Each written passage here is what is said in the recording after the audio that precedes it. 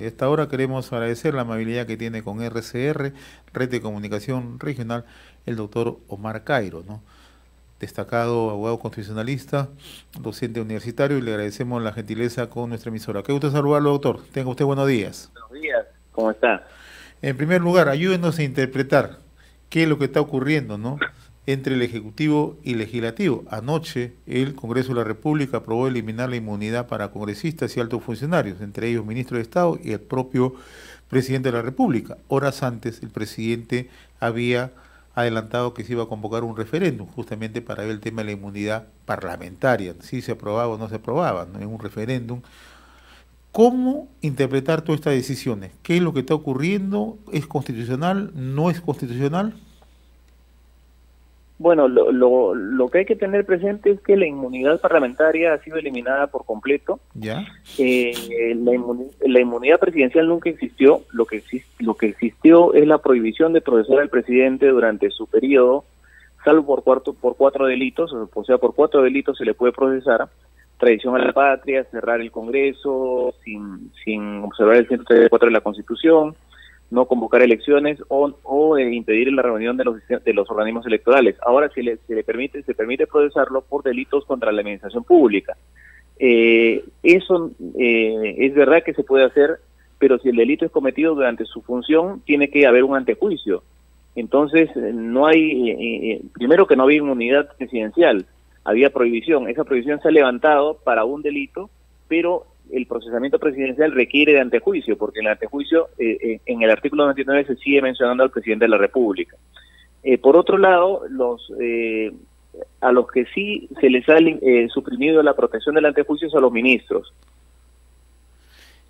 Por otro lado, a los congresistas se les ha retirado la inmunidad total para los delitos extrafuncionales, pero se ha extendido su irresponsabilidad por todo acto esencialmente parlamentario. Eso quiere decir que no se puede procesar a un congresista, ni siquiera levantar inmunidad, entonces, sino que está prohibido procesarlo por el contenido de cualquier acto parlamentario. Por ejemplo, si hay un plagio en un proyecto de ley, no se le podría procesar.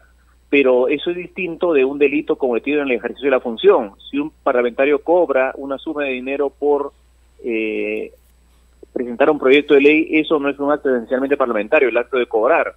Eso sería un delito en el ejercicio de su función y sería tramitable y un antejuicio y posterior proceso judicial. Ahora, ¿esta norma puede ser observada por el Tribunal Constitucional, doctor Cairo? Esta norma podría ser anulada por una razón formal, no por el contenido. Y es que en esta norma se reforman los artículos 93, 99, 117, 161 y 201, pero el dictamen de la comisión solo se ha referido al artículo 93, el dictamen aprobado.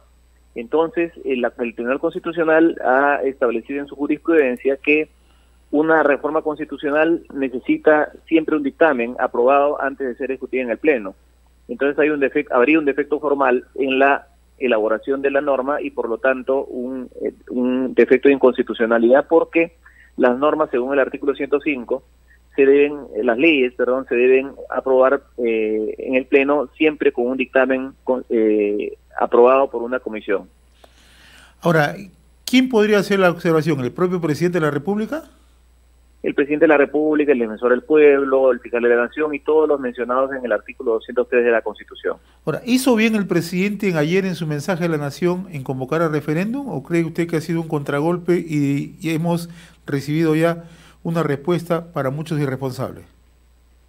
No sé si un contragolpe o no, no quisiera entrar a examinar intenciones políticas, pero le digo que lo que le puedo decir es que era válido que convoque al referéndum, porque una reforma constitucional que no había sido aprobada por 2/3 del número legal de congresistas, por más de 2/3, como fue la del sábado, debía ser ratificada en referéndum.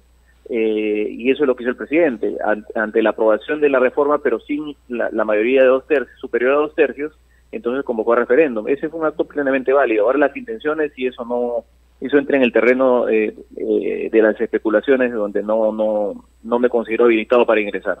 Ahora, el presidente pudo haber invocado al Congreso a reconsiderar, considerando que ayer era el último día y además considerando que el Congreso ya horas antes había determinado convocar a el Pleno, era posible para un poco amenguar, sin salirnos del terreno constitucional y el terreno de interpretación que usted nos está haciendo naturalmente, ¿no? No, el presidente puede invocar absolutamente cualquier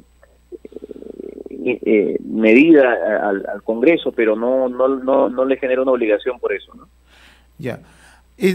Ahora, daría la impresión que con esta norma sale más, digamos, protegido los parlamentarios que los funcionarios, sean ministros o el propio presidente de la República. Yo creo que no, porque los congresistas ya no tienen inmunidad por los actos extrafuncionales, por una estafa, por un robo, por una violación sexual, ya no tienen inmunidad absoluta por actos que realicen como particulares, sea que hayan ocurrido antes o durante la función. Lo que ahora tienen es una extensión de la prohibición de procesarlos por actos esencialmente parlamentarios, pero repito, una cosa es un acto esencialmente parlamentario y su contenido, y otra cosa son los actos que le rodean, un soborno, una extorsión, que tengan, que se realicen en el contexto de un acto parlamentario, no son el acto parlamentario.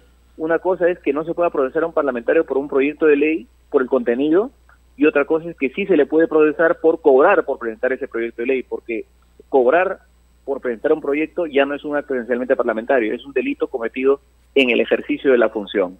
Ahora, en la posibilidad que tenga que resolver el Tribunal Constitucional, ¿en qué plazos lo tendría que hacer, considerando que tenemos elecciones próximas en abril? Lo que pasa es que la demanda todavía no puede ser presentada porque esta ley de reforma todavía tiene que ser ratificada, tendría que ser ratificada en la siguiente legislatura. ¿Ya? Y el tribunal no puede conocer procesos sobre proyectos de ley, sino sobre leyes ya aprobadas y promulgadas. O sea, ese es un buen apunte. O sea, ¿cómo llegamos a las elecciones próximas entonces? No, en realidad el tema de las elecciones no es un problema, porque en el momento en que se apruebe la reforma constitucional, que se aprueba, esta entra en vigencia aún cuando ya se hayan realizado las elecciones. Los congresistas elegidos pierden la inmunidad, el presidente electo puede ser procesado también por delitos contra la administración pública, sobre eso no hay ningún problema. La cuestión de los plazos se refería a la prohibición de procesar a los sentenciados en primera instancia, porque esa sí es una condición para postular. Ya. Ahora, el otro tema, doctor Cairo, agradeciéndole la amabilidad porque sé que usted tiene una agenda bastante nutrida, el Pleno también anoche aprobó un dictamen que prohíbe postular a un cargo público a los sentenciados en primera instancia por delito doloso, ¿no? Su opinión, por favor. Sí, creo que es un dictamen, es una reforma constitucional saludable, creo que es una restricción al derecho de un sentenciado en primera instancia. No se rompe la presunción de inocencia porque esa persona sigue siendo inocente para el derecho, no hay ninguna indicación de que es un delincuente, pero se le restringe un derecho como se restringen otros derechos a los condenados en primera instancia. Un condenado en primera instancia puede ser privado de su libertad porque se le puede